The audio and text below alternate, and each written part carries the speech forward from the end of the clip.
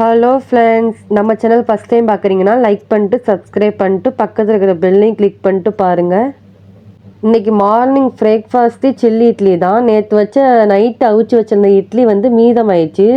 So அதை க்யூப்பாக cut பண்ணி chilli idli பண்ணலாம் அப்படின்னு என் ஹஸ்பண்ட் கேட்டாங்க. சில்லி இட்லி பண்ணி கொடு அப்படின்ட்டு. சரி அவங்களுக்காக பண்ணலான்ட்டு பண்ணேன்.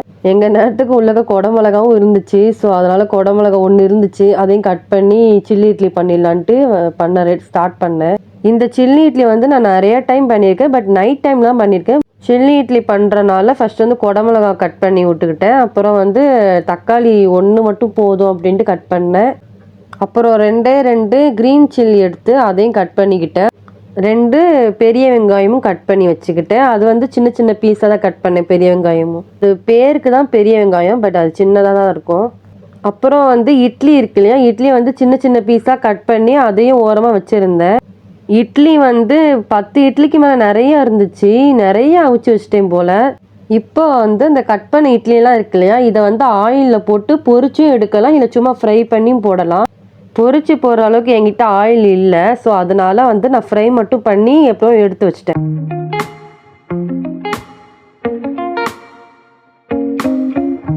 இட்லி ஃப்ரை பண்ண அதே சட்டியிலேயே நான் எண்ணெய் ஊற்றிட்டு கடுகு போட்டேன். கடுகு போட்டதுக்கப்புறம் வெங்காயம், தக்காளி, பச்சை மிளகா, குடமிளகான்னு மொத்தமாகவே போட்டேன். எல்லாத்தையும் உள்ளே போட்டு உப்பையும் கொஞ்சமாக போட்டு நான் அப்படியே கொஞ்சமாக கிண்டி விட்டுட்டே இருந்தேன், அது நல்லா ஃப்ரை ஆகிற வரைக்கும்.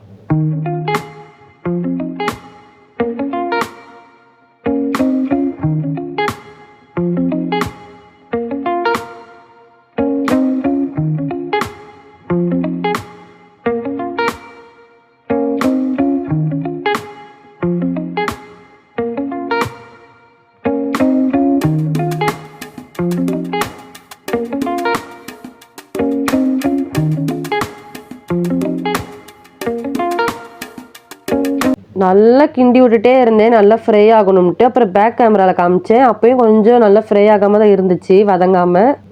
இதில் முட்டையும் உடச்சி ஊற்றி பண்ணலாம். நமக்கு என்ன பண்ண தோணுதோ நம்ம பண்ணி சாப்பிட்லாம். இது நம்ம பண்ணுறது தான், அவ்வளோதான். என்கிட்ட முட்டை இல்லை, அதனால் இருந்துச்சுன்னு நான் உடச்சி ஊற்றி பண்ணியிருந்திருப்பேன். முட்டை இல்லை.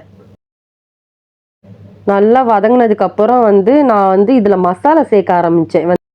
மல்லித்தூள், கரம் மசாலா, அப்புறம் என்னுடைய வீட்டு மசாலா, அந்த 3 மசாலா மட்டும்தான் சேர்த்தேன், வேறு எதுவும் போடலை.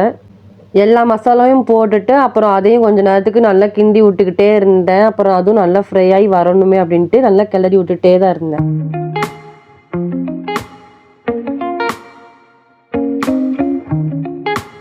மசாலாலாம் வேகணுன்ட்டு தண்ணி ஊற்றிடக்கூடாது. தண்ணி ஊற்றாம தான் இதை கிண்டி விட்டுட்டு இருக்கணும்.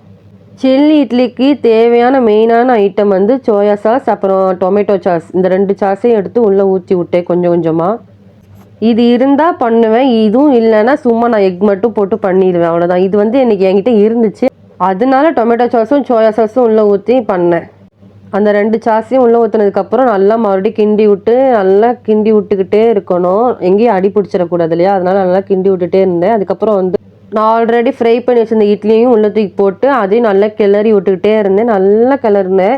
எல்லா பக்கமும் அதுவும் மிக்ஸ் ஆகி வரணும் இல்லையா, அதனால எல்லா பக்கமும் நல்லா கிளறி விட்டுட்டே இருந்தேன். நல்லா மிக்ஸ் ஆகி வந்துகிட்டே இருந்துச்சு. அப்புறம் பேக் கேமரா காட்டுறேன், எப்படி இருக்குன்னு பாருங்கள். நல்லா இருந்துச்சு, நாங்கள் நல்லா சாப்பிட்டோம், சூப்பராகவும் இருந்துச்சு. இன்றைக்கி மார்னிங் பிரேக்ஃபாஸ்ட் எங்கள் வீட்டில் இதுதான். ஸோ இந்த வீடியோ உங்களுக்கு பிடிச்சிருக்குன்னு நான் நம்புகிறேன். ப்ளீஸ் சப்போர்ட் பண்ணுங்கள், சப்ஸ்கிரைப் பண்ணுங்கள், லைக் பண்ணுங்கள். தேங்க்யூ, பாய் பாய்.